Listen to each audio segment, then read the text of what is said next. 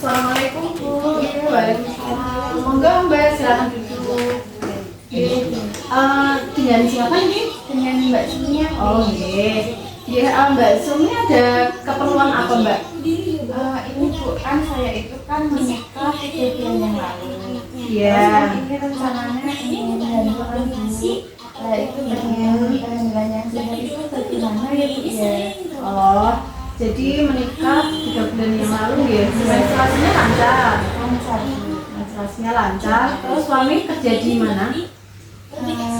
Di rumah. Oh, suami kerja di rumah. Jadi setiap hari kumpul terus ya. Iya. Perkenalkan Ibu, saya Bidin Setiawati, saya bertugas di KIA pada pagi hari ini. Dia senang sekali Mbak Sumi datang ke sini untuk berkonsultasi tentang perencanaan kehamilan sehat. Jadi di sini ada beberapa hal yang mau saya sampaikan atau saya jelaskan kepada Mbak Sumi. Apakah Mbak Sumi bersedia? Jadi untuk perencanaan kehamilan sehat itu adalah yang perlu dipersiapkan ada beberapa hal ya, termasuk persiapan psikologis, persiapan fisik, kemudian persiapan finansial dan persiapan pengetahuan. Nah ini saya jelaskan satu persatu ya. Untuk persiapan psikologis adalah ibu itu harus yakin dulu dengan keadaan ibu yang sekarang. Jika ibu memang sudah siap untuk hamil, maka silakan bisa direncanakan kehamilan dengan baik, seperti misalnya tidak ada tekanan dari keluarga, misal kamu harus segera hamil dan sebagainya seperti itu. Kemudian tidak dituntut oleh keluarga nanti dengan itu akan mendapatkan misal anak pertama itu harus jenis kelaminnya perempuan atau laki-laki seperti itu, dan tidak ada KDRT. Tidak ada KDRT di rumah tangga. Kemudian yang kedua adalah persiapan fisik. Persiapan fisik ini adalah Mbak Sumi harus menata pola hidup sehat mulai dari sekarang. Semisal semisal kok bulan ini berat badannya itu kurang, untuk kenaikan berat badan yang ideal seperti apa, dan nanti berat badannya bisa dinaikkan. Misal kok terjadi obesitas nih atau kegemukan, nah itu nanti bisa diet. Nah dietnya pun juga harus diet yang sehat seperti itu. Kemudian olahraga yang teratur. Kemudian apabila suaminya merokok, paling dia itu dikurangi rokoknya, karena itu nanti juga akan menghambat proses kehamilan dan juga janinnya nanti. Kemudian bebas dari penyakit menular. Nah penyakit menular itu seperti misalnya penyakit yang dapat mengganggu kehamilan Mbak Sumi nanti gitu. Kemudian berarti untuk menggunakan kontrasepsi selama ini KB enggak? Belum pernah KB dia. Jadi jangan KB dulu kalau memang Mbak Sumi ini mau hamil.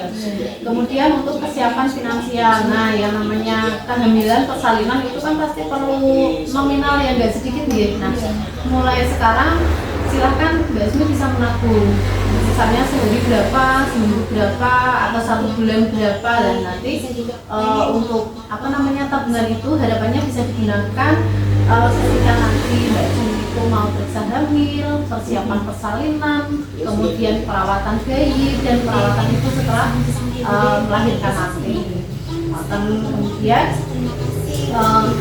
Mbak Sumi juga harus tahu tentang perencanaan kehamilan tadi. Nah tadi sudah dijelaskan ya perencanaan kehamilan seperti apa, kemudian perawatan selama ibu hamil. Nah ibu hamil itu misalnya ada pantangan satu makanan tertentu atau saran-saran yang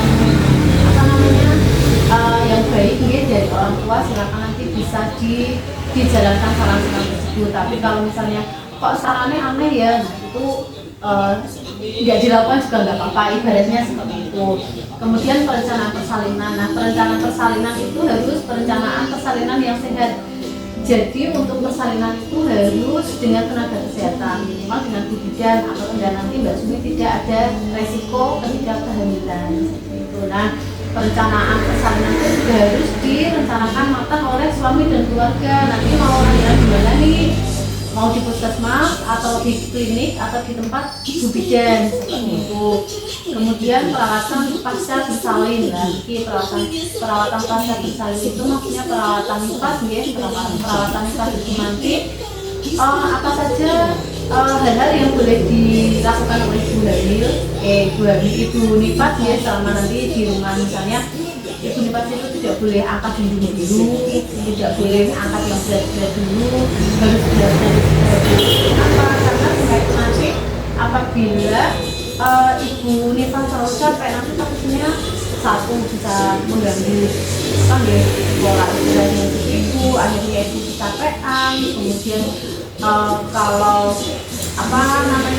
kontraksi itu masih aktif, takutnya nanti bisa terjadi perdarahan. Kemudian untuk perawatan GBL, perawatan GBL itu seperti biasa di rumah. Di sini biasanya kan ada yang merawat atau ibunya kayak itu. Nah, perawatan paling susah itu juga harus diperhatikan karena takutnya kalau merawat tali pusar bayi itu nggak baik, takutnya malah nanti akan terjadi infeksi. Nah, untuk usia reproduksi ini yang bagus, yang baik adalah usia 20 tahun sampai usia 35 tahun atau kurang dari 36 tahun. Karena usia reproduksi antara usia tersebut itu adalah reproduksi kita sudah matang, jadi siap untuk dibuahi. Nah, apabila kurang dari 20 tahun nih hamil gimana ya? Kalau niku saya menyarankan lebih baik ditunda dulu. Itu Mbak Sumi tadi usianya berapa? 28 tahun.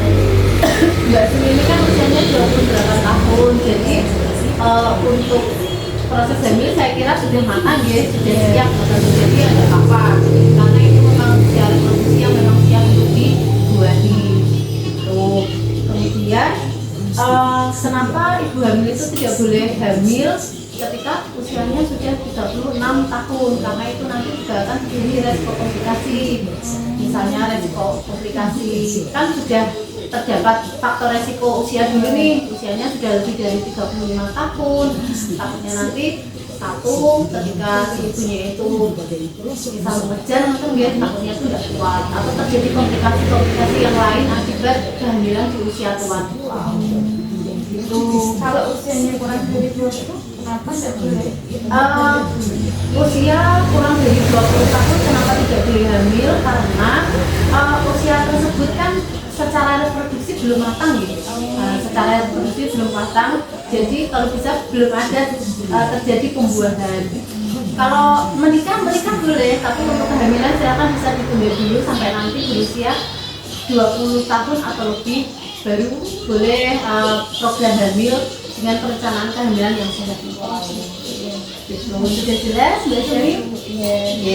Ya, kurang lebih seperti itu ya yang bisa saya jelaskan. Semoga nanti pendidikan kesehatan yang saya sampaikan kepada Mbak Sumi ini bermanfaat dan Mbak Sumi bisa melakukan perencanaan kehamilan dengan sehat. Itu nanti bisa dirundingkan dengan suaminya lagi, ya, tentang pendidikan kesehatan yang saya sampaikan. Kurang lebih seperti itu. Terima kasih ya Mbak, semoga bermanfaat. Nanti bila ada tanda-tanda hamil, nanti Mbak Sumi bisa datang ke sini lagi untuk dicek kehamilan atau diperiksa hamilnya. Itu ya Mbak.